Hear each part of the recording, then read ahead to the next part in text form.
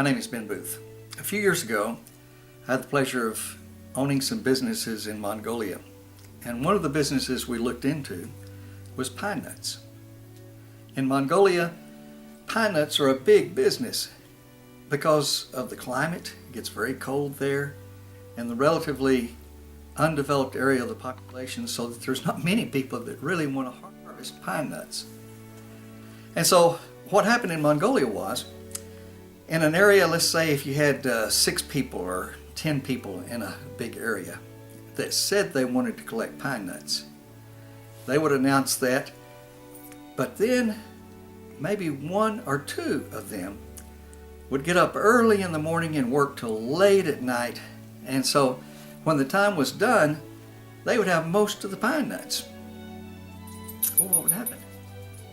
They'd create basically a monopoly in pine nuts, and the others didn't have enough pine nuts, which, you say, well, they didn't work as hard. But on the other hand, when there was an emergency, a crisis, a war, a disaster, health needs, sickness, the rich people who had become rich by picking up all the pine nuts and not sharing any with the others wouldn't share their money. And therefore the people simply suffered and died. And so the government came up with this idea. Take a look here. The government came up with an idea like this. They said, if you have an area that's rich in pine nuts and there's a few people, instead of one person controlling them all, why don't we come up with a social engineering technique like this?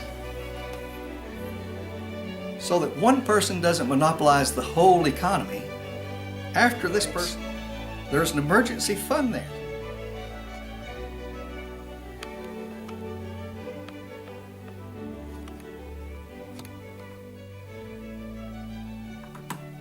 A bright idea. So basically the government was saying, let's say how much is enough. If $1 million worth of pine nuts is enough, if you make $1.2 million, let's put 2 in the central fund for the community. A lot of indigenous tribes of Indians in the United States and in Africa had a similar program, that if the community will stand by itself and help each other, then the community can survive, rather than one person getting it all. There's always one person in an economy that works harder and has a skill for getting all the pine nuts. This is why the old British system of law came up with the idea of what is now called the estate tax. Britain had come from an era where you had aristocracies, you had kings, and the kings owned nearly everything, them and their relatives and friends. And so when Britain developed, they said, why don't we say how much is enough? And then we'll create some form of tax so to be sure that the community as a whole gets a chance to have some opportunity. That's why you have the estate tax. It's a way of social engineering to see to it that you don't have just a few people that own everything. About 17 to 20 years ago, I had just finished 5 years of extensive traveling all over the world, interviewing some of the world's most intelligent people. And I came up with a series of lectures called Who Will Own the 21st Century? Winners and Losers. Had over 200 slides in this presentation. And the World Bank and the USIS, the State Department, saw it, and they were so impressed they sent me to nations all over the world to present this, because it gave, in economic terms, the same theory as the pine nuts. It said that there were disturbing trends of deregulation going on all over the world, and elimination of some of those rules and laws that gave some social stability and social equity. Sure enough, those trends have come true. A few years ago, a group of scientists came up with a huge computer model and decided to do in-depth research. They called it the bow tie theory. And the research was who controls and who owns the wealth of the world.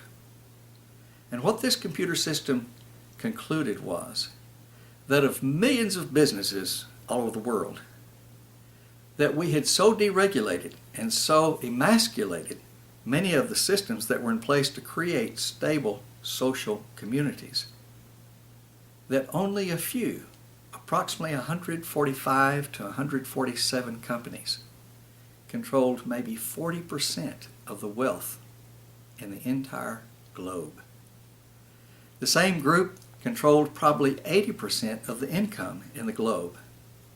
And the reason for it is that even if we've had in history great people like Teddy Roosevelt, who came out and said, hey, we've got to fight monopolies because monopolies will eventually gain so much in assets and will have so much competitive advantage as they get larger that they'll own everything. Well, today, according to this computer, there are so many interrelationships, so many related people on boards, so many interrelated stockholders, that just a few, 147 companies, may control again 40% of the world's assets and 80% of the world's income. Well, you can't enforce anti-monopoly laws for companies that have gotten so big that maybe they're in 10 countries or 20 or 30 or 40. There are no effective laws that can be enforced. And so they become as powerful as governments.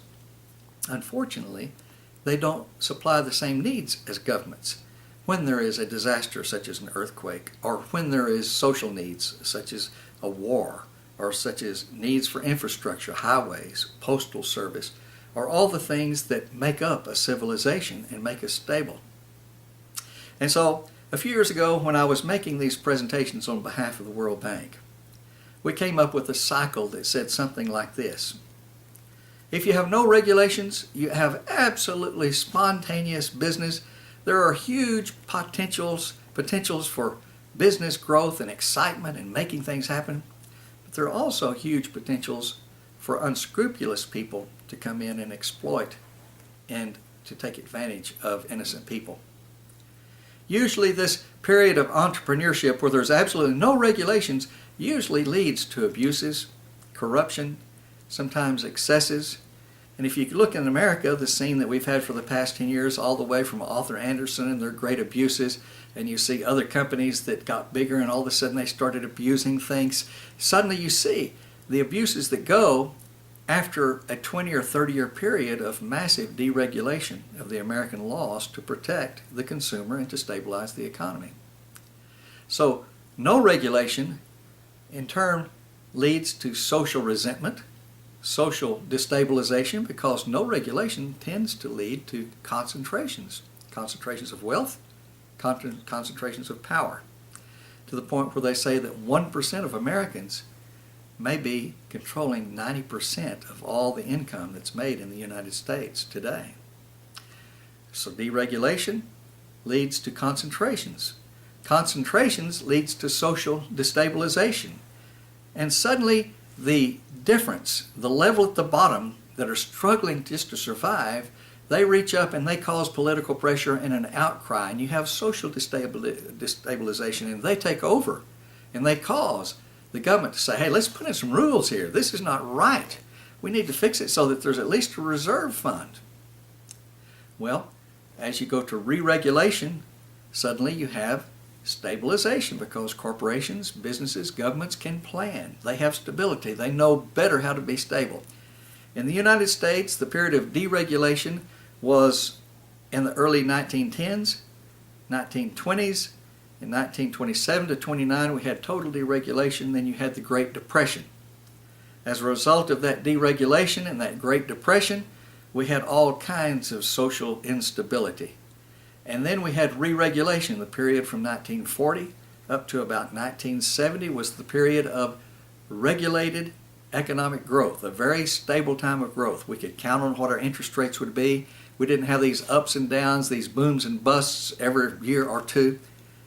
And then in the 1970s, there was a pretty aggressive effort on the part of the big banks and the Wall Street crowd to start deregulating our government, our economy again. And we had deregulation from 1970 up to the year 2000, and then suddenly we started seeing abuses, companies going broke, scandals, corruption. And then we had basically what I had been predicting for nearly 2 decades. We had very much instability and the worst economic downfall or recession in 40 years. Well, that is what we're climbing out of now. And the government has made efforts to re-regulate, but there's always the voices, that guy that wants all the pine nuts.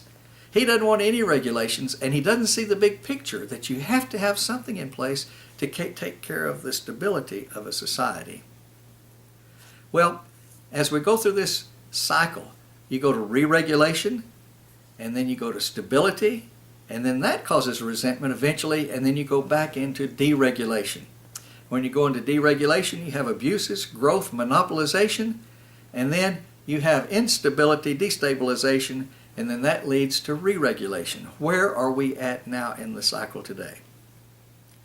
We're going to have many talks like this, but I want you to think about those pine nuts.